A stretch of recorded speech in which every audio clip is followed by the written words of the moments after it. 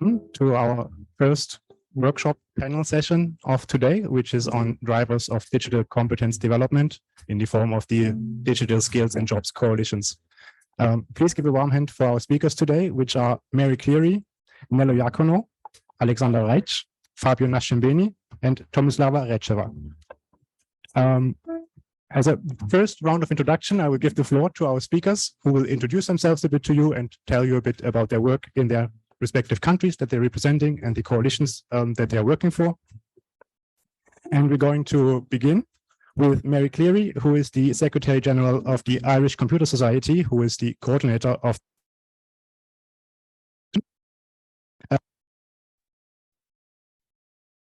also ICT.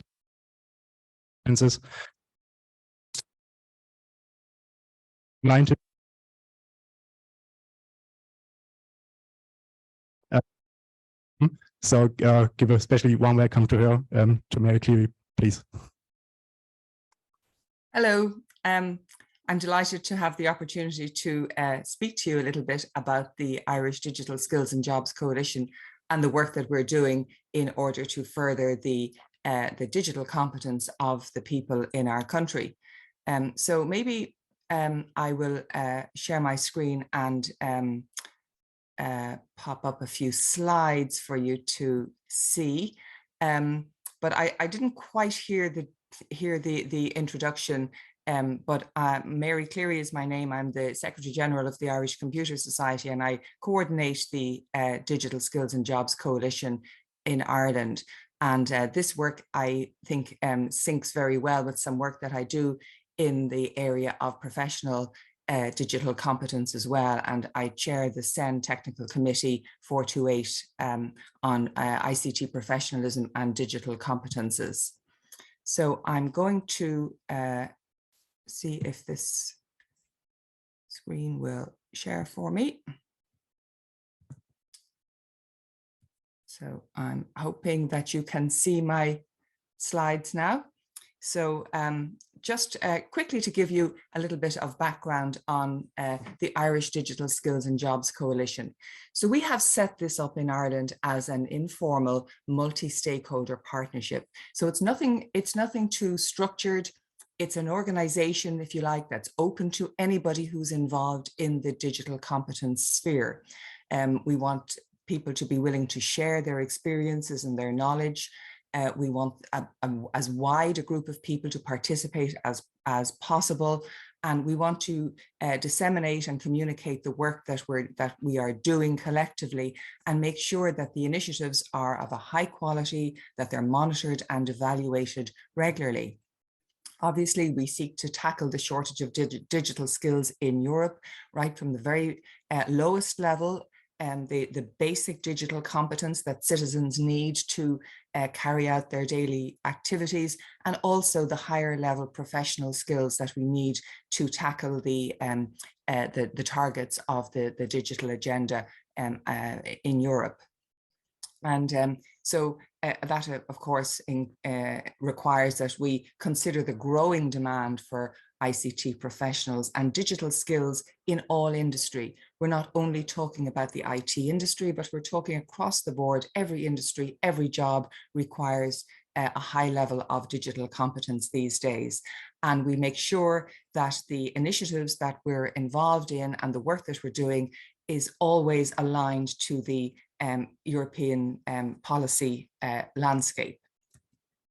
So the goals that we have are the common goals that we have among the coalitions right across Europe: to educate and train more young people, to upskill and to reskill the labour force with the digital skills that they need for productivity. And as I mentioned, particularly now, a few years after the establishment of our coalition, we've updated our goals to include and to put a very strong emphasis on the digital decade targets, particularly in relation to the IT specialist competence level, which is critical for the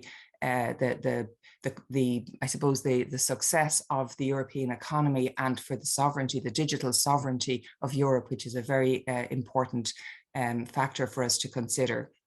And in doing all of this, we have to make sure that our education and training systems are modernized and are suitable for the digital age. So we're involved in communicating with our government and letting them know and giving them the benefit of our experience and our knowledge in terms of how this can be done to the best effect. And overall, the improvement of citizens' digital skills is really important for strengthening social inclusion and social cohesion, and having people feel that they really belong to a society that can benefit from the advances of technology. So the range of the needs and the scope. So what we're looking at is a situation where we have an objective to have a very high level of the population in Europe having at least basic digital skills. And so right across Europe, we have this picture where we have, an average of about 58% of people having at least basic digital skills, and smaller amounts then having a high level, above above average level digital skills. And this is what we're working from, and we're trying to raise the level of all of these bars in this graph across the board, so that we can have some real impact on how technology is used in Europe and is benefiting the citizens of Europe. So the DESI index, the Eurostat figures, are our baseline that we work towards. Within Ireland, we have structured our coalition. As I said, it's an informal organization. At the moment, we have about 50 member organizations, and they are, from government, we have the public sector, we have private companies, we have education partners, we have universities and unions, social enterprise partners. We have people who are working in all kinds of charitable ways to raise the digital skills. So it's very broad. We work, with anybody in the country who has a focus on digital skills, and we try to support them and have a kind of community and of best practice, really, and a supportive sharing community within our coalition. The Irish Computer Society acts as the secretariat, coordinating all of the work that these different organizations are doing. So part of what we did was to look at what could be done within our country to raise the level of digital skills, and we listed a priority for action. And then when we had our priorities, we looked at all the initiatives that we could find that were going on, particularly those organized by our member organizations, but others as well. And we looked at government policies, we looked at action plans, etc., and anything that could contribute to the overall body of knowledge, if you like, about digital competence development within Ireland. And that was our starting point. So this is just a screenshot of some of the policy documents that we pulled together, and we have all of these are published on our digital coalition.ie website, and this is just a small sample of the kinds of documentation that we have collected. So we made a list of priorities, and we made this list a couple of years ago, and even though a lot of work is being done and a lot of work has been completed, we haven't changed the list of priorities very much, because we find that that as we get involved in upskilling people, that the need appears to grow. So it could be that the population is changing. It could be that we have people coming from other countries to live in Ireland. It could be that our expectations are higher. It could be, a whole lot of different reasons are enabling us to continue what we're doing, but also to have the same priorities and the same focus in terms of the kind of activity that we're doing. So, I'm not going to go through each of these individually. You can see them there, but it is very important that we understand what we mean by digital skills. And when we're talking to different cohorts of the population, that we know what we mean, and we don't have expectations that are too high for people at the beginning end of the spectrum, and that we can still be very ambitious in terms of the higher level IT professionals and the level of skill and competence that we expect that they will have, so that they can contribute to the growing economy of our own country, but also of Europe in general. A lot of it is around the methodology of skills development, utilizing our education system, making sure that our teachers are up to date with their knowledge and also their teaching methodologies. I think we've discovered that this is very, very important. We know that there are obstacles that prevent people from gaining digital skills, and some of these can be around access to devices, it can be around access to the internet, it can be socioeconomic, lots of different reasons, and we have to work with organizations that are active in the social sphere as well, so that we can address all of those elements as well. I think that a factor that we found was very significant and helpful was to recognize and support employers in the development of the digital skills of their workers. Employers have a responsibility to develop their workers and to keep them current and up to date with the kind of competence that they need for their work. So that's something that we're quite strong on. Always, whenever you have a conversation about digital skills, we always come back to the participation of girls and women in the IT industry. And that's something that we are very strong on as well. And we have a lot of initiatives around promoting ICT as a career choice for girls, both informally and through the curriculum, and making sure that they have the motivation and the encouragement and the support, as well as the access to all of the educational opportunities that are there.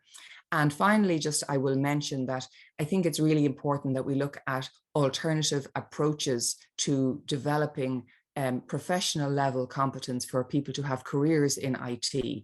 So obviously we have the traditional university type of education, the undergraduate, but we have a very strong focus on apprenticeships and enabling people to get their qualifications through the accumulation of micro credentials, and lots of different ways of just renewing the approach to education and training and not being stuck on the same way of doing things year after year.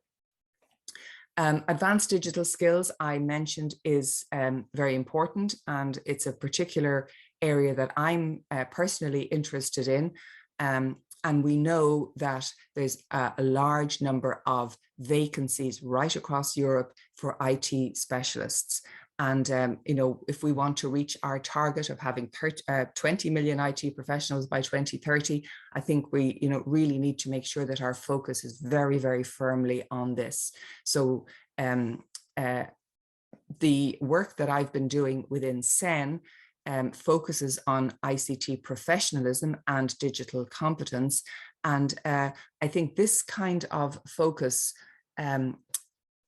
raises the stature and the status of ICT as a profession, and it enables it to be something that young people can aspire to and can feel that they want to be proud of being a member of this community of professionals.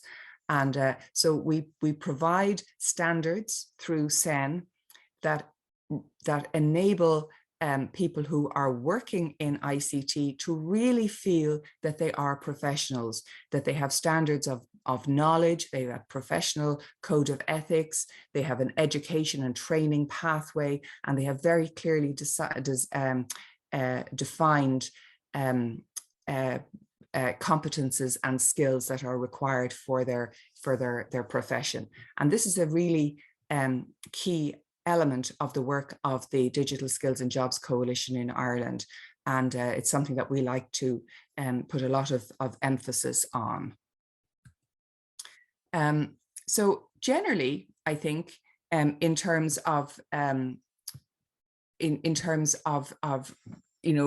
raising the level of digital skills, the strategy that we adopt, whether it's in an individual country through a government approach or through a more informal approach like through the coalition, it needs to be comprehensive and inclusive.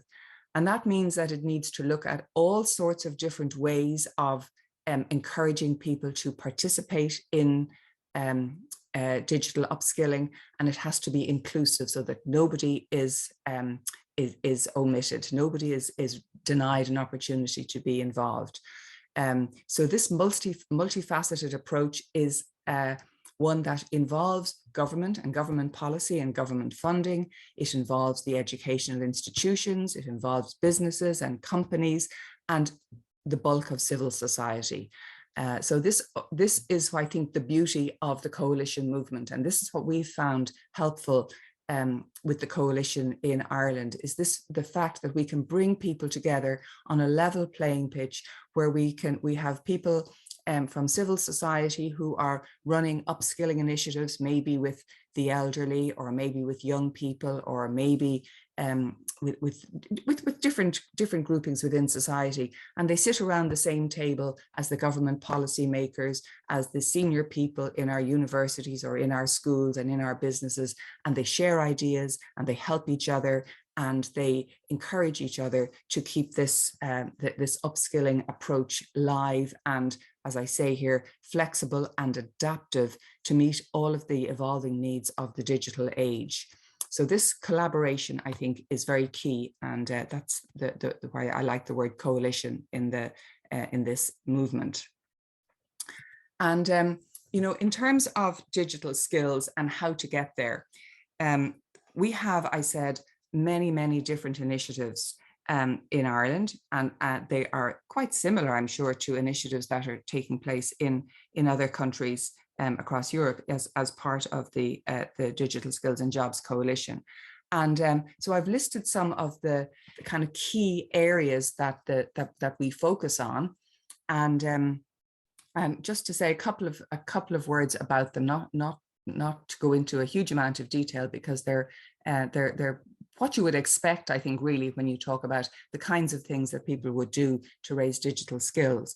Education reform, of course, is always important, because if our education systems were perfect, then everything would be good. We wouldn't have to be making special efforts to integrate digital literacy into our curricula, right from the very early stages of primary school. We wouldn't have to look at special programs to promote coding and computer science as essential core subjects, not optional subjects, but core literacy subjects. These are all really very important.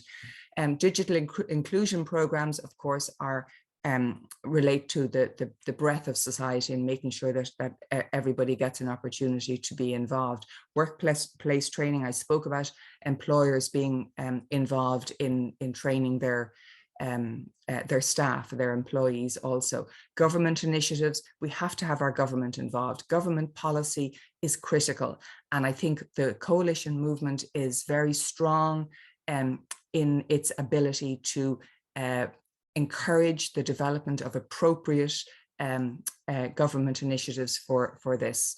So across the board, you know, research and development, cross-sector collaboration, all of these things are really very important. I think, though, that the last item there, number 15, the feedback mechanisms, I think that's critical. And we have found that through the meetings we hold with our coalition partners, we can provide some informal feedback loops to the work that's being done. So our members can talk about the initiatives that they're carrying out, and they can discuss them, and they can talk about the obstacles that they approached and how they overcame them, and they can get advice and support and suggestions from other members of the coalition. And we found that this was a very useful way of managing the feedback and the evaluation of the initiatives that are taking place. So I think really that's the main element of the work that we're currently doing in Ireland. But I did want to mention, and I'm sure Tomislava will come back to this as well, the Digital Skills and Jobs platform, because this has been a really fantastic initiative for us and for our coalition. And the two elements of this, the core platform and then the generic platform, where you have the single point of access and the national websites linking back into this core platform. It's been really a great way of getting all of the information in one place so that the resources and the activities and the opportunities and the news, that it all can be shared right across the entire community. So that's been an extremely useful tool for us, and I think it probably has been for other coalitions as well. So we're just coming to the end of a 3-year implementation period, and so I'm hoping that we'll be able to keep this activity going, and so that it doesn't fizzle out, because it's been really a very, very strong supporter for the work that we're doing. The idea of having a one-stop shop listing the initiatives and the events and the resources I've mentioned, and exchanging best practice across Europe, that's really very, very beneficial to us. And of course, it helps us in the Irish Computer Society to support the professionalism agenda that we have, that's core to our mission for the IT professionals within our country. So really, that's my little contribution about the Irish Digital Skills and Jobs Coalition. So I hope that's been of some interest. So thank you very much.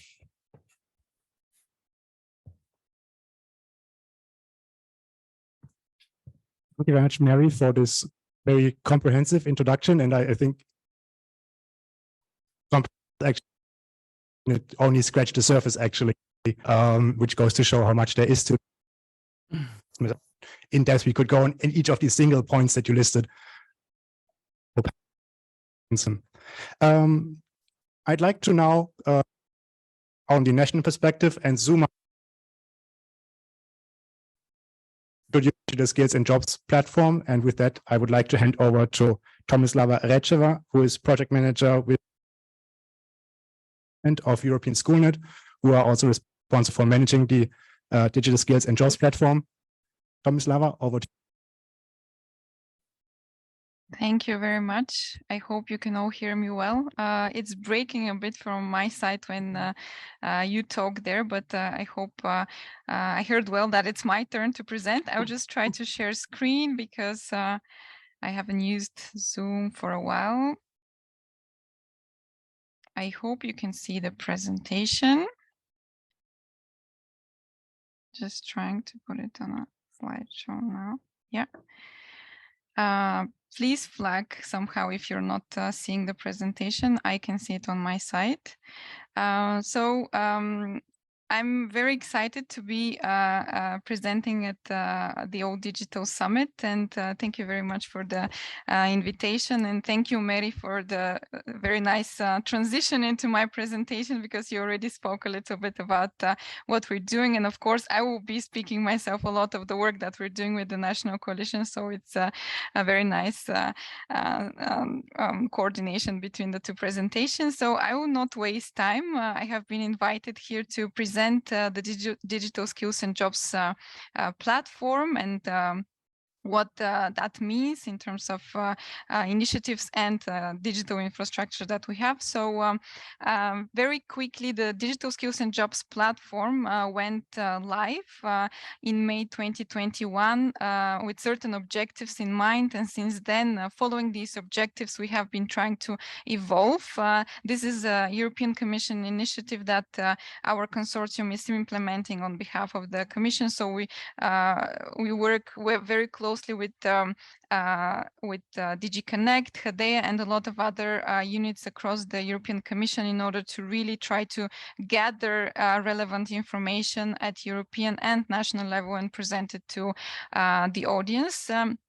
So very quickly on the objectives, the idea of the platform is to really become a center of information on all the digital skills initiatives and actions that are taking place at national and European level. And as mentioned, we are trying to channel all the information coming from different Commission and European initiatives into this platform, so it's easy to find, because of course we know that all the information is scattered. There are a lot of stakeholders working on different aspects at different locations, and of course the aim of this project is to really try to center everything in one home for digital skills, we call it. And with this, of course, we try to support the skills pillar of the Digital Europe program, and I will talk a little bit more about this later. A core partner or a core stakeholder for us, because the platform is not only a website, it is, or the idea is to have a community around it. So for us, the national coalitions for digital skills and jobs are a center. We have been collaborating for the last few years very closely, and of course we try to facilitate collaboration not only between us and the national coalitions, but between national coalitions themselves. And I will speak later on what the activities we do with them. And of course, with all this, we try to facilitate further all the initiatives that address the growing digital skills gap and their contribution to the digital decade targets. The project itself features a platform which, in order to serve all these objectives, also has the intention to become smarter and smarter in terms of functionalities that it can offer to the users. The close partners of the platform are, of course, as I mentioned, national coalitions. We have a network of contributors across the different units at the European Commission, which bring information to us, because sometimes the information is too scattered. We do have a platform advisory panel that meets regularly, and that guides the strategic focus of the platform. Where, of course, we also have representatives of some of the national coalitions. It's a rotating principle, their representation. And last but not least, we have been interacting more and more, and this will continue further with different projects that have been funded previously through the Connecting Europe facility, and now through the Digital Europe program that focus on digital skills and advanced digital skills. The idea between this collaboration is, of course, to give visibility to the content and the trainings that they're doing on the platform, and to guide the users to the relevant training opportunities. This is a bit more linked to the target of end users. At the same time, we try target a lot of other stakeholders and communities across Europe. A few more details about the core platform and the national coalitions, as Mary already gave some details on the collaboration. There are 22 national coalitions that have been funded to connect to the platform technically, which means that they are developing an API through which they connect to the platform.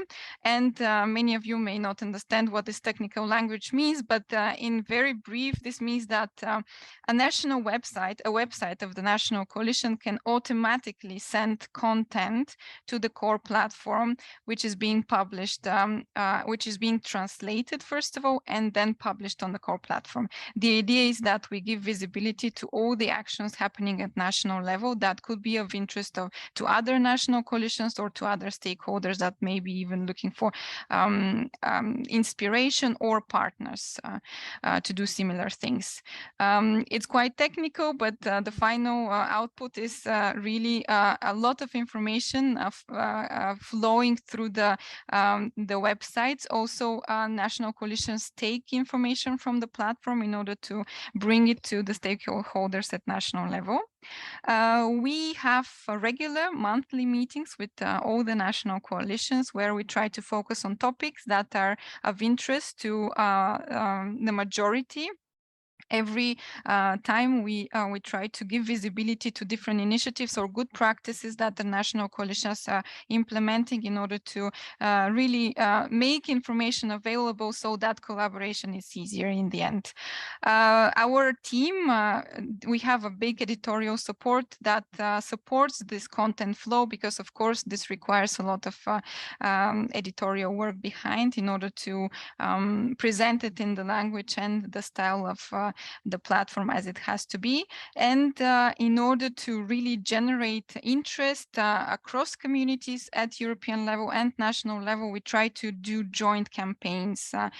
We have a campaign around the anniversary of the core platform where national coalitions are very involved. We have other campaigns as well where we jointly choose topics and try to generate activities, events, social media campaigns to attract stakeholders and users. And last but not least, a very pleasant element of the whole collaboration is, of course, the face-to-face meeting that we have once per year, where I know that the desire is that it happens even more often.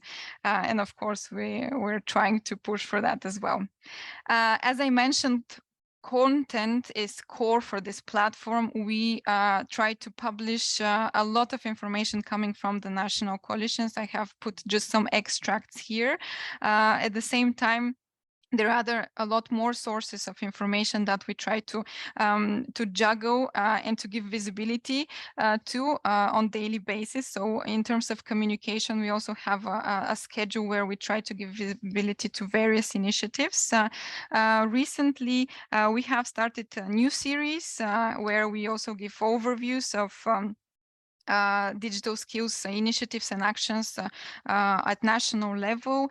We have digital briefs where we try to give a bit of a more in-depth overview, or not really a definition, but still a better understanding of what digital skills are, for example, for the end users, as Mary was mentioning, that of course a definition is needed. And in this kind of in-depth articles, we try to tackle different topics that are of interest.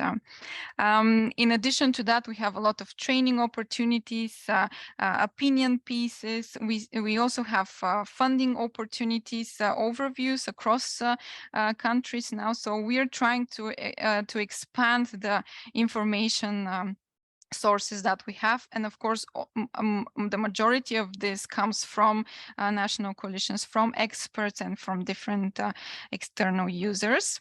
What is very interesting is also the interactive map that we host on the platform, where we try to generate or to summarize information from DESI, from the DESI report, from recovery and resilience plans, and of course information coming from national coalitions to summarize it for each country. We update it regularly, so we are looking forward now to the new DESI report that should come out soon. So you will receive up-to-date information on the different initiatives, and let's say some statistics on the skills level at every country. Now, since very recently, every country on the map also leads to a more detailed country page where you can get even further information on these topics.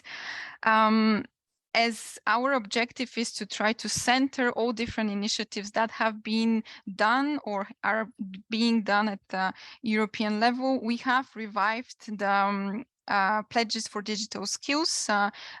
Previously, there was a different website that was hosting the Digital Skills and Jobs Coalition pledges. Now these have been moved to the platform. We have an active help desk or support desk running or reviewing the pledges together jointly with the European Commission. So we support the Commission in the review process of the pledges, and we have regular campaigns. We give visibility to the organizations that are pledging, and all of this, of course, is with the aim to support any initiative that is aiming to contribute to reaching the digital decade targets. Very quickly on the Cyber Skills Academy, which is also something new on the platform. That was an initiative of the European Commission in the context of the European Year skills, and it was launched earlier this year following a communication in April. So right now the platform hosts the information about this initiative and reviews and publishes pledges which are specifically focusing on cybersecurity skills. So far we have 9, and we have been actively engaging with different organizations that work particularly on cybersecurity. A very important point, I know, also for national coalitions funding, we have been trying to be a center of information when it comes to the Digital Europe program. We have a dedicated page where we publish all the information about it. We publish the relevant link when it comes to new calls and question and answer sessions, info days. We organize info days for relevant calls that are focusing on skills and advanced digital skills. And as such, we have tried to generate a networking group called Partner for Digital Skills. With time, this group is growing. So far, we have around 400 members, and the idea is to really give space and forum for these organizations to find partners when it comes to new upcoming calls. We will be doing that in the future as well. And just a sneak peek into the future, the idea is also to try to provide a bit of a more smarter functionality when it comes to matchmaking between different organizations, but this is still to come. We have taken up again the European Digital Skills Awards. That was an initiative that was paused for a couple of years, but it was revived again this year. So we already had one edition of the European Digital Skills Awards, and we saw that it's really needed because there are a lot of initiatives at national level that need visibility and support. So this will definitely be repeated next year. So stay tuned for that. Last but not least, when I mentioned SMART and the development and the evolution of the platform, we have been working on new features in terms of more guided paths of learning content, different type of contents for users that are curated on our site.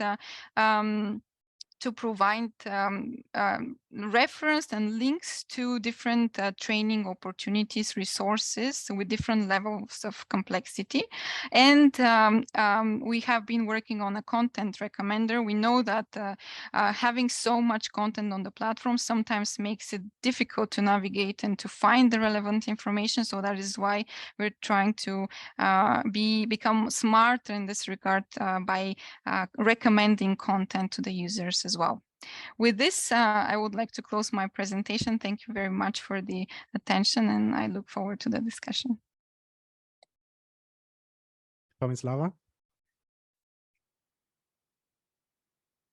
Also, another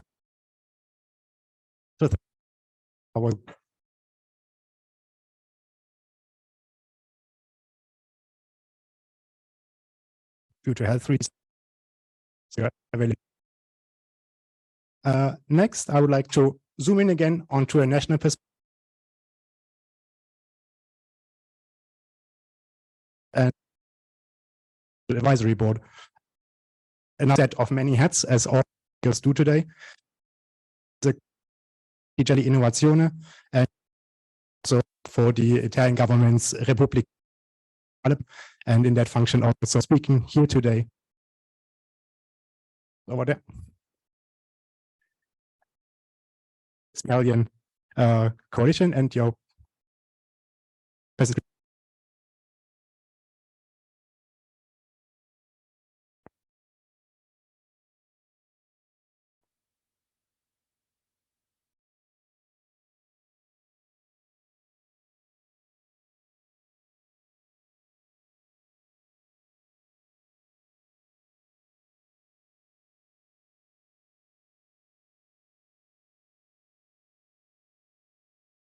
No? We start from the situation of Italy, and is based on the Eurostat data of but is significant for our situation. Death of the population without details of people in this situation, and 50 about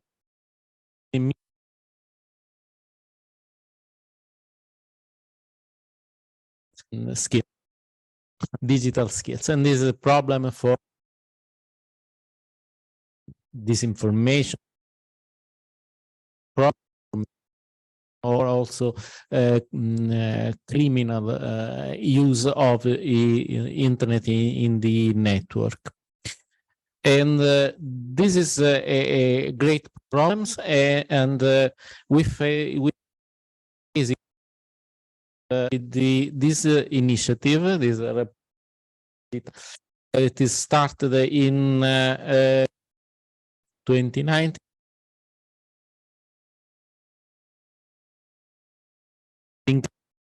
Real because we launched the national coalition that was as a color in the year previous. Important that we established the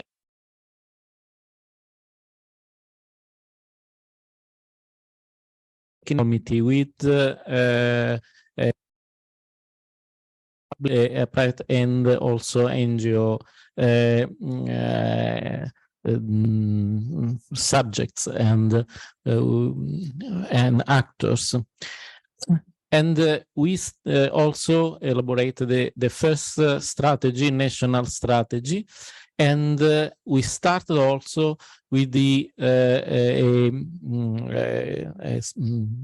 a continuing improvement cycle, just to have not only a plan to implement this strategy, but also a way to know if the impact was what we can desire. So the Repubblica Digitale continued in the years, and we have now more than 300 initiatives, and we are also going with the first initiatives also in the National Resilience and Recovery Plan. These are the work of the Repubblica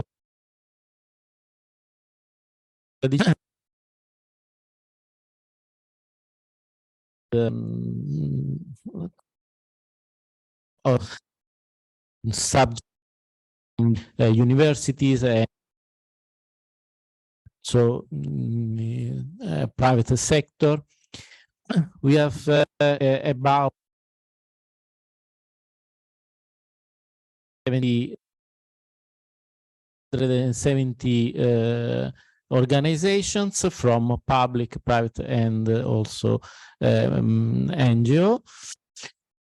And we are also the contribution of citizens in consultations for the for the chief, the principal national coalition as working through a working group, and we have in this moment 4 working groups. One, gaming, how gaming can for the digital culture, but also for the what are the risks for users in gaming, in platform in this moment, and digital gender gap, digital inclusion, and also we started about with a working group with the ICT specialist skills. These working groups are multi-stakeholder with institutions, private sector, and institutions. And we start also collaboration with this national coalition is important also to because we want that initiatives of the national coalitions are the strategy, and also that all the initiatives can contribute to the plan of the strategy. And the numbers of the initiatives are significant, and in last year, in 2022, about 4 million of people that was trained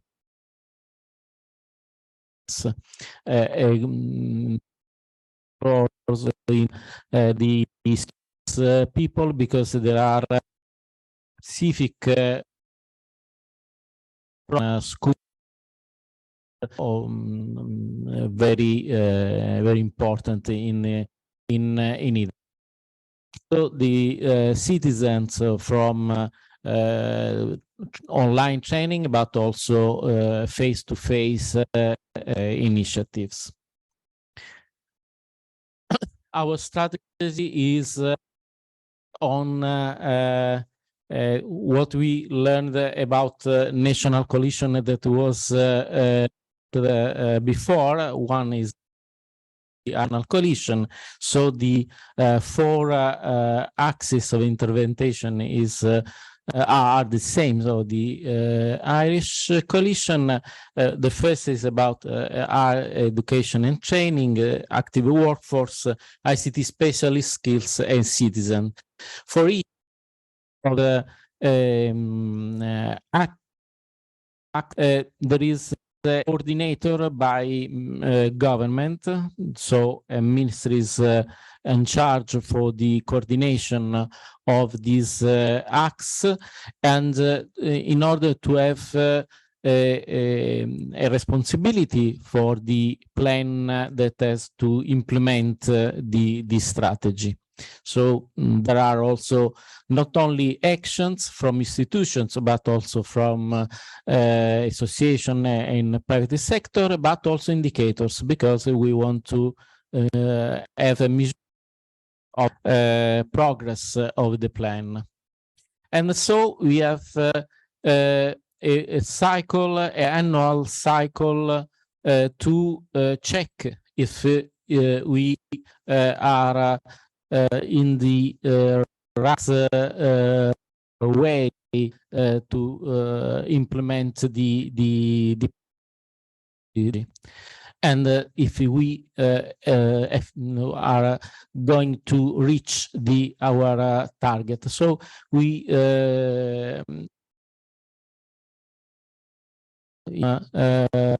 targets. One of the first important is the 70% of people with at least basic digital skills in 2026, and this is current with the European of 80 in 2030. And it's important because each year we are going to assess the results of the actions, and also if they have been if they are get a significant impact on national and last year we have to just to cope with the problems that we the monitoring going the another thing that is important is that we are going to, in the plan, we want to integrate the division of the institutions and association, and so the actions are thought to be integrated in the national indicators, and so we are going in this path. Thanks.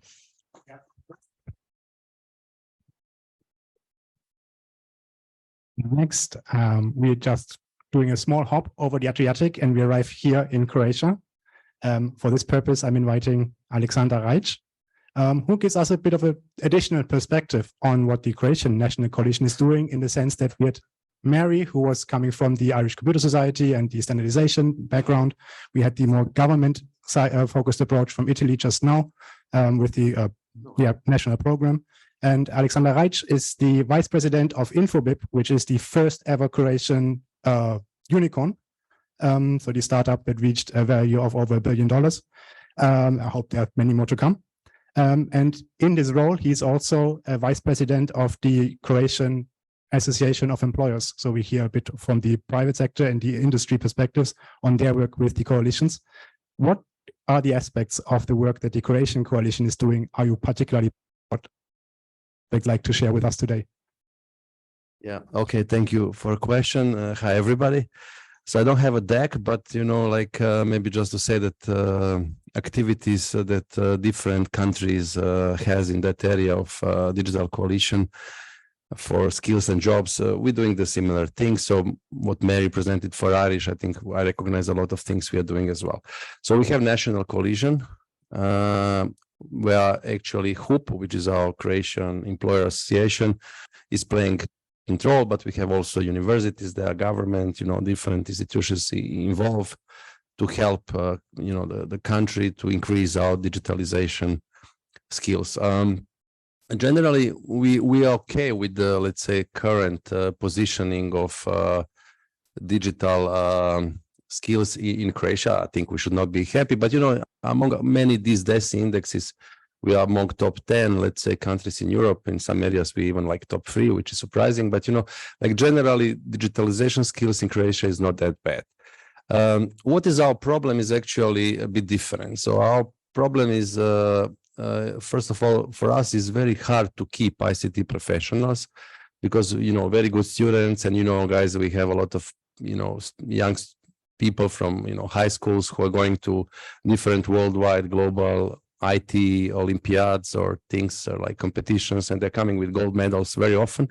So we have like good people with a good skill set. We have good universities, but unfortunately, we was leader #1 in Europe in 2021 with the people we lost in ICT. So we was the leader in the European Union with the number of ICT professionals left the country, right? So it's still not getting better.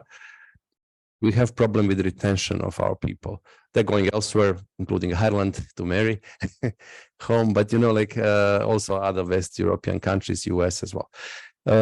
So our strategy and government was accepting strategy end of last year to, in the next 10 years, to be like, to double our ICT professional base.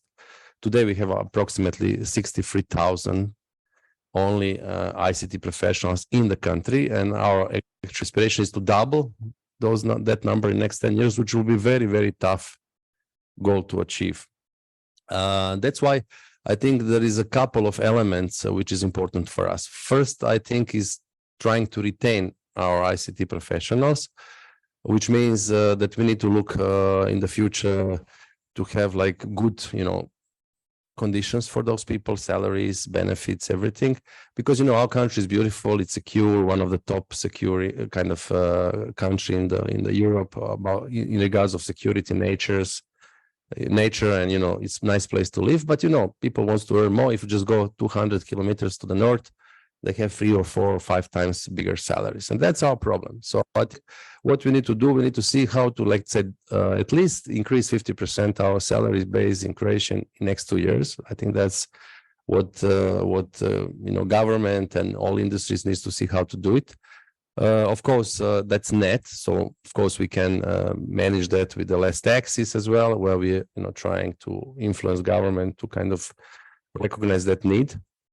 But also not just retention, we need to also, if we want to double number of ICT professionals, we need to have like more ICT related universities, and Algebra is a really good example. They have a lot of programs in English as well, which is for us also important, because our general problem in Croatia is that our population is going down, so we don't have enough let's say kids which is born. So we have problem with the fact that population is dropping. So we need to see and find a way how to attract young people, maybe outside the European Union or elsewhere, to move into the country, to live here and to contribute to our growth and GDP and everything. So this is another pay well to attract people to come to Croatia, to not just for tourism for a week and go home, but to come and stay. And this is what we need to do. Third element, which I think is super important, and actually thanks to AI or artificial intelligence, I think we have some kind of new elements, new momentum about that. So the matter of fact is that actually only 4% of population, total population, is ICT professionals. So 4% are ICT professionals. The remaining 96% are not ICT professionals. But due to AI and guys, the generative AI and NLP and everything together actually hacked humans. So at the moment, like human operating system, which is language, is hacked by machines. So which means that today you don't need to know like Java, you don't need to know Python, you don't need to do like any kind of specific programming language. You can communicate with the computers on your natural language, can be English, Croatian, whatever language, which is good news, right? Because this gives chance that these 96% of population who are not ICT like professionals by education, they can also program and work with the computers, providing good prompts and apply this AI technology as a really new democratic way of doing things into the wide industries and actually across all areas of human work. So we see that as a kind of enabler, which will give us chance to maybe also like move or include these, some of the people from this 96% of our population to work on more digital related jobs. So that will be people, experts in their domains, not necessarily ICT professionals, that will be heavily involved in actually working on digitalization of their companies, businesses, and things like this. So I think this is good momentum that we should embrace. We should increase our knowledge about AI, and we should try to really move on fast. Also, maybe to mention a couple of things which are doing very well in Croatia. Let's say, of course, there is things we don't do well, but like what we're doing well is like education of young individuals. We have, for example, probably for the company called STEM. STEM is the company actually now they're providing this kind of training for 250 schools. They have training on AI, robotics, additional mathematics, additional physics. So they have a platform with all these schools, and there is a lot of young people who are not initially, but do this robotics, playing with the robots, playing with the programming in that platform. Finally, mathematics, they're kind of getting more kind of closer to the IT area. And, they figure it out that they can do a lot of things without being mathematicians in the first place. Like with robots, you can be creative, you can do design, you can do a lot of things which traditionally was closed for IT professionals. I know when I started to do IT, I'm an IT professional as well. In order to do the programming, which was assembler at that time, you need to know hardware. First of all, you need to learn about the hardware, which processors you have, what memory you have. And then you was programming in assembler that particular hardware. Later on, there was new language tools, which is more like human-like. You don't need to know hardware. But today with AI, you don't need to know any of those. You just need to know what is problem you want to solve, to explain that in your natural language, and you can do the amazing things with AI. And this technology is now moving very, very fast. It was boom this year with ChatGPT, but these days there is a plenty of different tools. And I think maturity of that industry will be for the end of this year. So I do next year opt all our digitalization programs here. We need to use vouchers like we have today in Croatia, which is also a good thing we did, to move workforce very, very fast to some totally new jobs, because some of the jobs will not exist anymore, particularly which is manual, where you can automate with the solutions. But AI will not replace people, but will create new opportunities for people to do more meaningful work, where humans can apply their creativity, while this like manual work should be left to the machines, robots, computers, AIs, or whatever. So I think there's a unique challenge. We are a new revolution, like probably internet was a revolution before that, but now we're in an age of new revolution, which is going even on faster pace. So we need to be very, very fast as a society in Croatia to adopt those skills. Maybe that's for introduction at this stage, but later on we can discuss, right? Thank you very much for this introduction. And now to our last panelist for today, and giving him the stage as well for some introducing remarks for you to get to know him. He is Fabio Nascimbi and he is the human capital development expert in charge for peoples and their skills at the European Training Foundation. Over to you. Thank you very much. And actually, so I will not be talking about a specific coalition, nor I will be talking about the EU, because my organization actually, yes, we are an agency of the EU, but we work around Europe. So we among development, including digital skills, but we work as you can see there, in countries in the European neighborhood. So the South Med, the Western Balkans. We used to work in the past with Croatia as well, when it was not a member of the EU. Central Asia, so the famous stance, and the Eastern Partnership, so Ukraine and so on. Actually, since I don't have a coalition to present to you, I will take some ideas which have been actually shared this morning, and actually I appreciated very much this idea of the fact that, which was not really said before, the fact that what we mean by advanced digital skills will not be the same. I think this is crucial actually, and I've been thinking about this a lot, and this problem we can discuss it later. So I will basically share a few thoughts on what we see from our, let's say, observatory of what happens around Europe. Thinking and very much convinced that what happens around Europe is very important for the EU. Of course, we are in the year of skills, and one of the most important things that the commissioner, the president of the commission said last year when she announced the European Year of Skills was, we need skilled people, we need talents, including in digital skills coming from outside Europe as well. So we have issues in Croatia, but in Italy the same. So we have an aging population, we have a lot of pressure. So what happens around Europe is as important as what happens within. So here I won't go in detail on what we do in the area of digital skills at the ETF, but the issue is that we typically respond to two kinds of actors. The Commission, so the European Commission is asking us to get active on things for the Commission and to governments in those countries. Now, the increase of priority of digitalization and digital skills is the highest increase in demand from countries that we've seen ever. So actually, it is really digital skills, digital transition, and digital education as such is actually top priority in these countries, and these countries are looking at the European Union. Not only, of course, we have a big geopolitical competition for some of these countries especially, but actually it is really a top priority for them and therefore for us.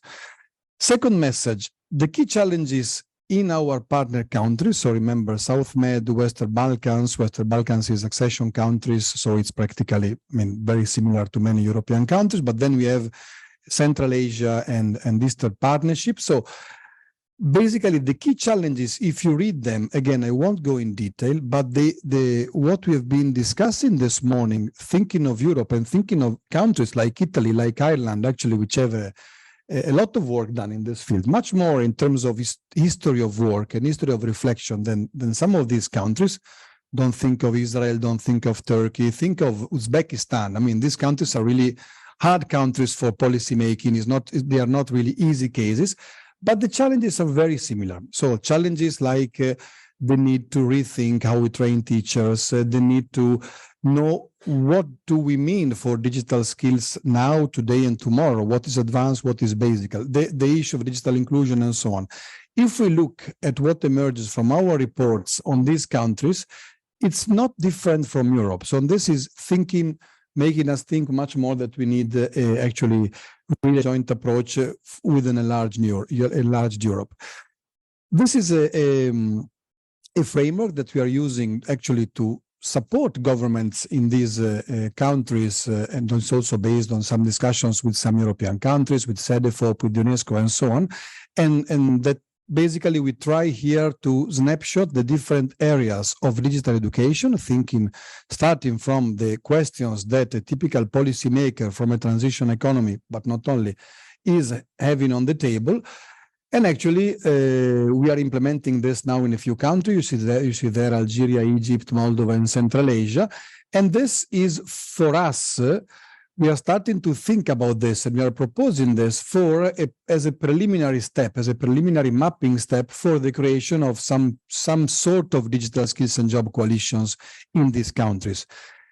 I will tell you later about an attempt which was done in a specific region to create this sort of coalitions, but actually what the first question that these governments are asking us all the time is, can we map what is there? Because actually they don't really know it. We don't know it. I mean, it's difficult to know in countries where we have for at least 4 or 5 years a machine working and mapping. Countries, let's say the first thing is always mapping, and we think that this could be a good way to map. We have the link there if you want to explore further, and we are working on this. Of course, there is a big issue of engagement, and again, not easy in these countries to engage, for example, civil society, trade union, SMEs. It's not as smooth as here. And then the issue of animation. This is actually, I called it wisdom because this resonates a lot with what was said this morning by the European Commission. Is basically some ideas that we are sharing and using with these countries and with our stakeholders. So the main concepts there, talking about governments, is this whole of government approach. So the fact that it shouldn't be the Irish, for example, Computer Society or the Ministry of Education alone pushing. You can have somebody pushing, but the first recommendation in 2 or 3 of the latest report on digital education is that as we should have as many government to be really, let's say, sustainable. Then, of course, we have the issue of investment, and now in Europe we have a big deal with the plan for recovery. But these countries, in many of these countries around Europe, there is, I don't want to say more money than capacity to spend, but in some cases it is like this. So we have, in many cases, money and resources is not the issue. The issue is to know actually what to do and where to focus. And then we have something which can sound quite obvious to you, but the fact that educators needs to be included. And for example, Italy, I think, is doing a great job with the citizens and educators inclusion, but it's not obvious, again, that educators and school leaders should have a say. The role of research, which was said this morning by the Commission as well, and then the famous policy cycle and policy monitoring, which is also something we need to, let's say, support these countries in. This is just a snapshot of some work which is being done, funded by the European Union in the Eastern Partnerships. The project is called EU for Digital. This is an old slide, so I'm still talking about, this is still true, that digital skills is a priority in all these countries, so Georgia, Moldova, Ukraine, and Azerbaijan. The fact that there is an ambition to measure their development in line with the EU, and DESI is being used and adapted there. In the first version of this large program, a few million euros, they use the word digital skills and job coalition. So they the ambition is no more there. They talk about coalitions, stakeholders. So this is showing, and this is a message to, I mean, you who lead these coalitions, that is not so easy to do it. So it's not like something you put together in institutions and it works. So it was a bit, let's say, put in more realistic terms. Finishing with a few reflections. The first, looking beyond the, we do this as a job, but actually I think that every time we are too European centric, we tend, we think, okay, I'm coming from Italy, I'm coming from Croatia. Looking at the EU, I'm already internationalizing what my view is not the case. Just one data. If you look at the growth of the edtech industry, last year, 2022, India appeared into the picture. So this is bizarre. I mean, India wasn't there. You had a lot of China, a lot of US. Now, India has developed, actually in 1 year, I don't know how they did it, an edtech industry. So this, for example, has a meaning, and this is just the case. You know, the world around us is really moving a lot, and I think we should be looking beyond the EU as much as possible. This is another snapshot from some work we are doing. We are actually trying to measure in the Western Balkans the development of digital skills, basic and advanced. This is work in progress. It's not, let's say, we are publishing a report on this, but here the message, apart from the fact that these countries have lower percentages with respect to the EU, is that bench learning is key. What we are going to be doing, apart from measuring these data, is actually to work with these countries in, let's say, in view of a proper bench learning and try to see what we did good, what we did not do good, and what they can learn from our experience. The second is to look at the whole picture. I mean, if we think 1 year ago, when artificial intelligence was not in these circles, what were we talking about? Do you remember? Learning analytics. What was in the agenda? A bit of metaverse. So actually, but I have the feeling that when we talk about digital skills, education, we don't touch other important issues like the increase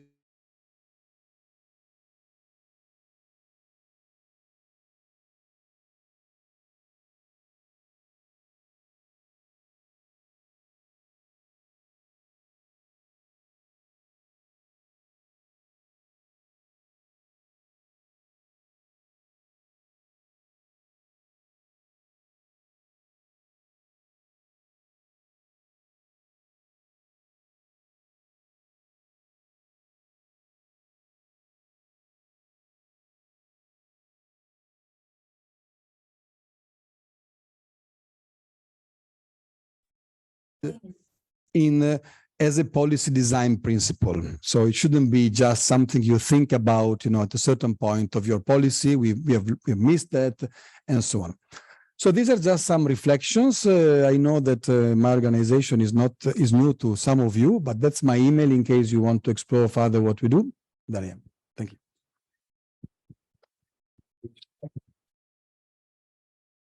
Fabio.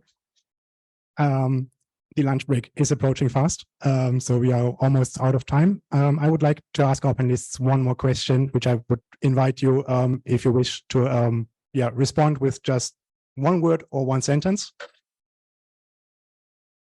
What is the one key element as a support that the coalitions receive? What are you needing as the support that you need to continue your work or to even better your work?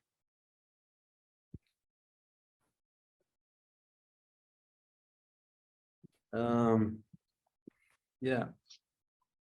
So this works? Yeah.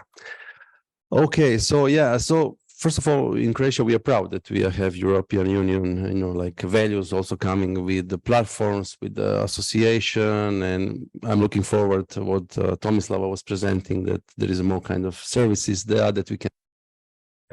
This is really for our part as a small nations of all things, good things that Europe is doing, and they're doing well, good things.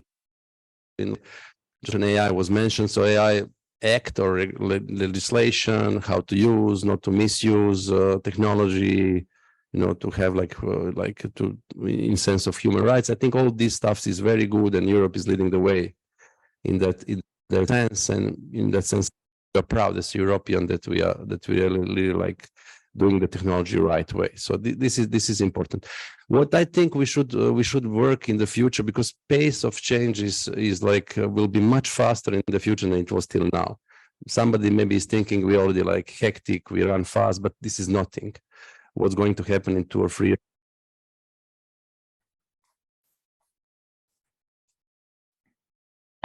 Like to have continuous education to catch up, because technology, robots, everything will come and will be here, part of everything we do with us at home, at work, everywhere. So I think what is the key strategic element I think we should focus on is not knowledge itself, but its ability to learn. So ability to learn fast will be fundamental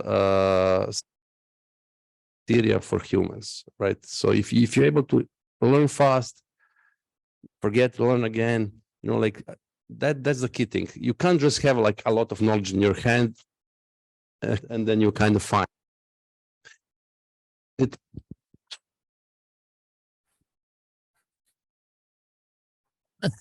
When in annual face-to-face meeting, National Coalitions adopted a declaration about recommendation for digital decade targets and questions for national coalitions, but also requests for European Union. The recommendation for national coalitions was about to have a more focused approach in some important dynamics, as there is as said. So have a capacity to have the capacity of impact evaluation of the actions. So the ability to have a measurement of their plans, their implementation of the plan and all the aims, because we have many initiatives, but the data are not good for Europe. And for a European Union, as the recommendation was, the request was about the recognize the strategic role of the national coalitions in the countries, and this means that if there is a consultations or a co-design for a new politics, a new program, national coalitions have to a strategy for the countries, and this is not in this moment the situation. So this is the declaration. Was adopted. I think it will be also published in the platform. Very briefly, I think what coalitions need, from my point of view, policy level within Europe and around Europe, is this foresight capacity, what was said there. I mean, we need to be able to translate research results, even from neurosciences, not just from, pure educational sciences, into actionable ideas for policymakers, keeping in mind, and this is my outside the EU. So the EU, the Delta Group, and all these groups working on this, from time to time, they get extra European inputs, and every time this happens, actually, there is a big surprise. So I think this is important, and I think it is important to equip policymakers, decision makers, policy shapers, and members of these coalitions to really the meaning of this, even if we just think about robotics and AI. And it's now, I mean, if you know what's going to happen, you will be less scared of it. You know how to govern it. You know at least how to try to govern it. But to do this, you need not only a foresight mechanism and an observatory mechanism on technology and society, but also the capacity to for policymakers, which is a big barrier. to our speakers here in the room. Do we still have the online speakers available, and would they like means if they are still around? Yes, I'm still here, Mary. And just very quickly, this has been a fantastic session. I've really enjoyed listening to all the presentations, but I think that the one point that's really strong for me from this is that the value of the coalitions is through collaboration, whether that's on a national level or whether that's among all of the coalitions in Europe.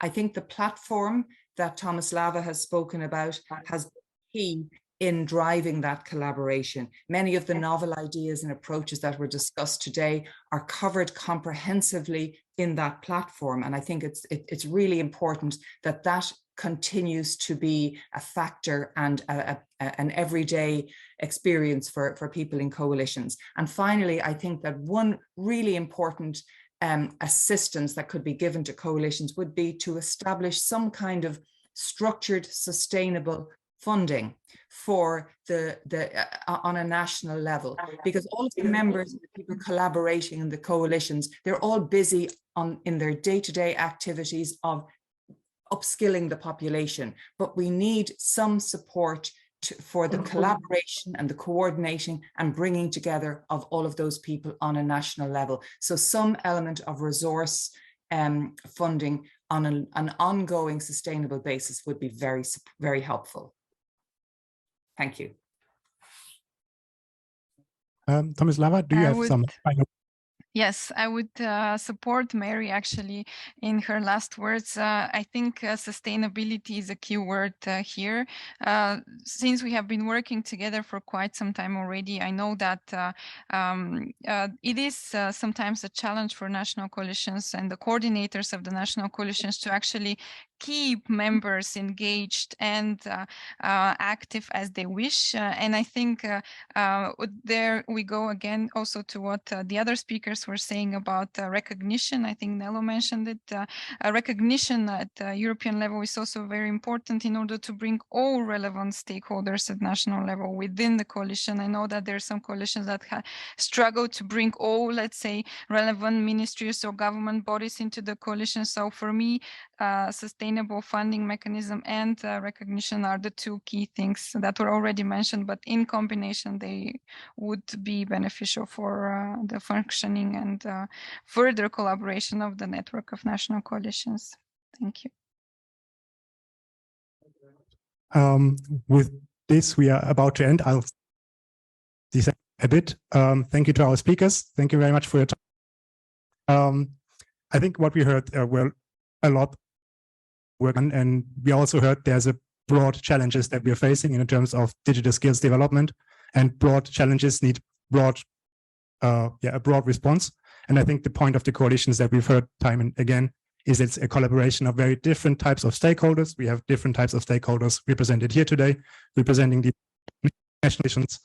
And that's the key for it, that we bring different aspects to the table. We can't cover everything, and not one entity can cover everything.